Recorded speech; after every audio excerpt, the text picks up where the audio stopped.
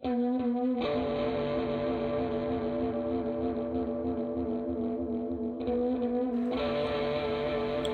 three Dark Kings warred against each other for the right to become herald of a powerful demon known as the Queen of Spiders. These were of the houses of Frost, Lords, and Blackheart. In the end, House Blackheart emerged victorious, and the patriarch, Ignatius, gains incredible power. But unlike Houses Frost and Lords, who had both male and female heirs, Isabella and Isaac Frost, and Lana and Jean-Luc Lords, to carry on their traditions of Arcana, aka dark magic, House Blackheart only had a daughter, Carmella.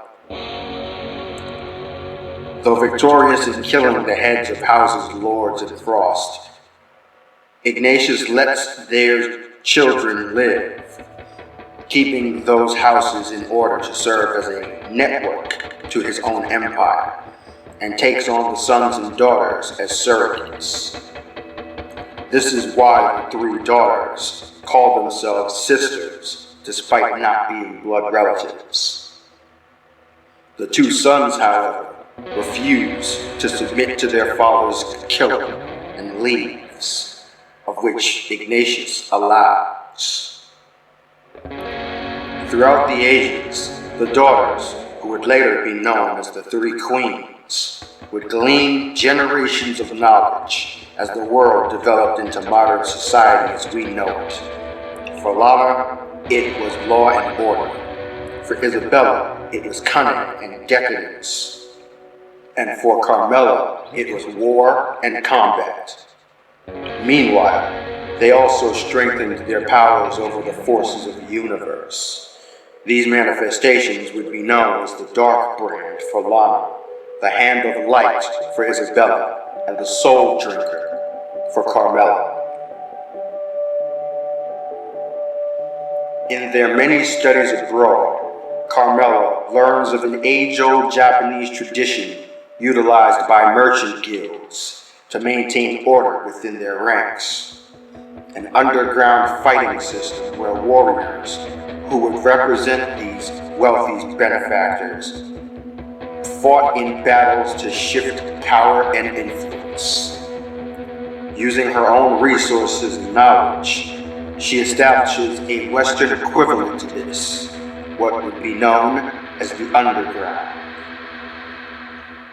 With this, she was able to assemble her own network of sponsors, businesses, organizations, and individuals, establishing the underground as a lucrative, multi-million-dollar entity. Blackheart, having himself assimilated to the modern world as well, becomes a prominent philanthropist and joins a secret society called Monarch, derivative of the very merchant guilds that Carmella learned about. He is able to diffuse several conflicts within the organization, utilizing a combination of diplomacy and aggression. He establishes a special task force he calls the Judges to maintain order, recruiting outstanding fighters from Carmella's underground to serve as his soldiers. Two such fighters are named Elijah Silver and a man known only as Fate at the time. In order to create a single governing authority, Ignatius proposes to the Circle, Monarch's most powerful agents, a tournament where the winner would be placed in charge. This would be the first Trial of Kings tournament. Blackheart had devised a plan behind the scenes in order to ensure his victory. Silver agrees to carry it out, but Fate looks down on the strategy. Noticing Fate's strong sense of honor, a trait that Lana shared, he appoints Fate as the commander of his judges, if for nothing else to keep him distracted while his plan is unfurled. Silver wins the first tournament. and names Ignatius as the new leader. He establishes the title First King of Fear to signify all that he would not tolerate the duplicity and treachery that had been plaguing the guild. He also renamed Monarch to a consortium, removed the old established members of the circle, and welcomed in new ones. He named Silver his right hand and Fate his left. He also declares his daughters as the extension of his authority, the three queens. Isabella becomes the Ivory Queen, front-facing liaison to the members beneath the circle. They would go through her, and she would decide if their affairs were worth the attention. Lana becomes the Black Queen, keeper of the rule of law. She would order the enforcement of Ignatius's new mandates, and also serve as a judge herself, having now at that point centuries of combat knowledge. Carmella becomes the Red Queen, closest to the throne. She serves as her father's advisor and strategist, having had amassed her own empire with the underground, which aided him greatly in seizing control of Monarch. Tyson Blackheart was born in secret. Ignatius charges Fate to take him to an orphanage, citing that his son would have to find his own way to power, lest he be corrupted by the still treacherous members of Monarch who continued to try and overthrow him. Fate would in secret be watching Tyson himself over the years. Then the greatest threat to Ignatius's power emerged from the country whom Monarch's existence originated, Japan, in the form of Masato Kadonashi. He knows of the pact that Blackheart has formed with the Queen of Spiders, or as his family knew, when they served her, Jorogumo. This then becomes a war on two fronts, first within the underground, where a new format of magis was established to change the balance of Monarch, known as trials. Entire companies could be absorbed or dissolved as a result of these high-stakes matches. As a result of that, the more powerful companies would hire or sponsor fighters of the highest caliber specifically for trials matches. These individuals would be known as fixers. Ignatius appointed the best fighters amongst his judges to be his fixers: Fate, Solomon Jones, Paul McGinley, and two mercenaries known only as Cross and Black. They would be known throughout the underground as the Squad.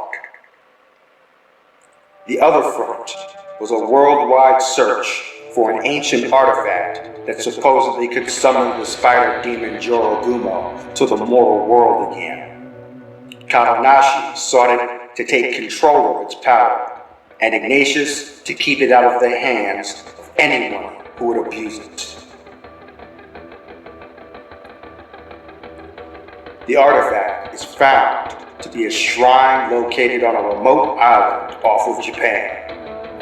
Kadonashi's forces find it first, and Ignatius sends a hit squad to infiltrate it, consisting of Fate, Jones, McGinley, and Lana.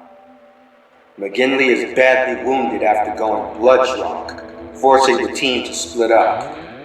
Fate moves ahead, and after mowing down the special unit guarding the shrine, makes contact with it. He is transported into the demon's realm and confronted by Jorogumo herself, who peers into his soul, witnessing all the carnage he's caused, and names him a harbinger of sorrow. She infused a portion of her power into him through a mark that nearly kills him. The shrine goes dormant. Kadonashi is enraged by this act and sends his forces on a rampage. Blood is spilled frequently. many lives are lost, the underground becomes even more of a blood sport. After being missing for months after the shrine operation, Fate returns to Monarch, seemingly more aggressive than before, a trait that mysteriously carried over to the squad as well when in contact. They re-enter the underground, operating more on their own terms, and adding even more to the chaos. This becomes known as the Era of Blood. During this time, McGinley goes rogue and becomes the first judge to be excommunicated after losing a fight with Fate. Carmella, whom had already taken a strong liking to him, senses great power and equally great distress within the soul of Fate. In trying to find the source of this, they grow a relationship with one another that becomes a deep romance. This is cut short when Kadonashi sends a hit squad to assassinate Fate in retaliation for the loss of so many forces at the shrine, as well as numerous losses to the squad within the underground. He is fatally wounded by one shot to the chest and one to the heart.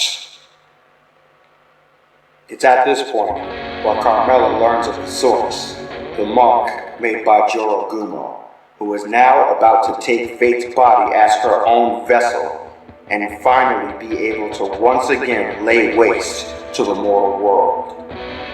Refusing to let that happen, she uses her strongest magic spell, the Soul Bond, to revive Fate and bond a piece of her soul to his, thus rejecting Jorogumo's control over him. Almost simultaneously, Ignatius Blackheart vanishes. His compound is left in ruins, and all those within were brutally assassinated. Blackheart's body, however, was not found among the dead. The war between her now missing father and Kadonashi, nearly taking the life of the man she grew to love deeply, prompted Carmella to then declare a second Trial of Kings tournament. The finals of the tournament would be between Kadonashi and Silver, both representing themselves. But before the match could take place, Kadonashi orders his forces to storm the arena the tournament took place in, determined to take the throne of fear for himself by any means necessary. The remaining members of the squad infiltrate the arena and attempt to stop the violent attack. Fate confronts Silver and Kadonashi before their match could begin, and a battle ensues between all three men. The believed to be removed powers that Jorogumo infused into him reawakened in combat, and Fate became feral, nearly killing both Silver and Kadonashi, if not for Carmella's intervention, once again using all of her will to barely expunge Jorogumo's energy. Both finalists now subdued, Carmella declares Fate the winner, to become the second King of Fear. However, he never takes the throne, granting control covertly to Carmella and her trusted business associate Marcus Fleming, while he and squad members Jones, Cross, and Black go dark. Fate remains in the underground circuits, now assuming a new persona called Riot. Riot is then approached by a wrestling promoter named Shameless Roy Rosenbaum, who convinces him to try out professional wrestling, seeing it as a good way to further disappear from the radar of Monarch. He begins his career in Mexico, training first under a legendary luchador called El Scorpio.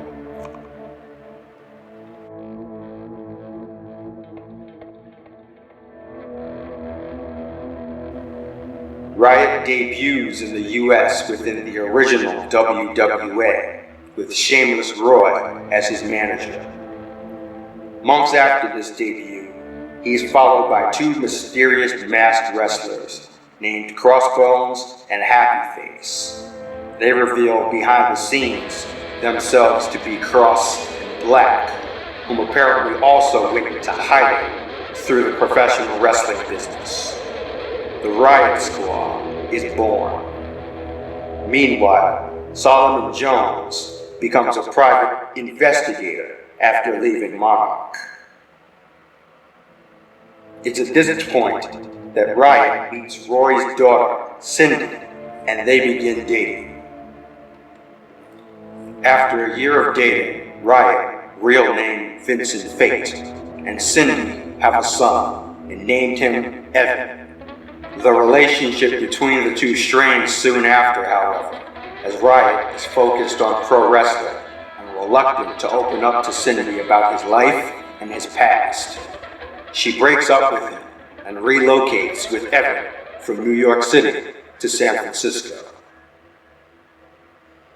After a decade in the pro wrestling business, Riot opens up the School of Hardcore Academy as a promise made to El Scorpio to train younger wrestlers and keep that knowledge alive. Or as Scorpio says to him, every legacy you help build helps to build your own.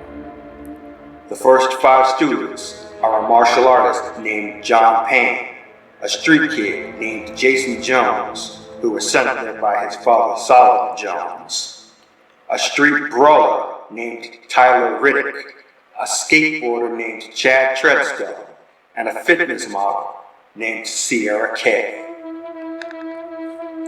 The second class of the School of Hardcore emerges. Among them, a ruthless giant of a man named Tyson Terror, who was led there by messages from Riot in secret. He wouldn't stay long, however, as his brutal methods got him kicked out by John Payne, who also became a co-trainer in addition to an active competitor. Riot unmasks and reveals himself as Vincent Fate to announce he would be starting his own wrestling promotion, the League of Extraordinary Wrestling. After a year of both high success and lots of backstage drama and politics, the promotion closes. During this time, Carmella Blackheart also comes from out of the shadows, finding Fate after he revealed his identity. Their romance continues behind the scenes, as she serves as a GM for the LXW's Takedown brand. Before doing so, she relinquished her control of the underground, placing authority under each individual Fight Club owner to follow the bylaws she set forth, all to be enforced collectively, with violators being excommunicated. After the LXW folded, however, Fate went dark again. 2 years after the closing of the LXW, Carmella Blackheart established a spiritual successor called the Extraordinary Wrestling Association. It would quickly become the #1 wrestling promotion, attracting many talents from all corners of the world.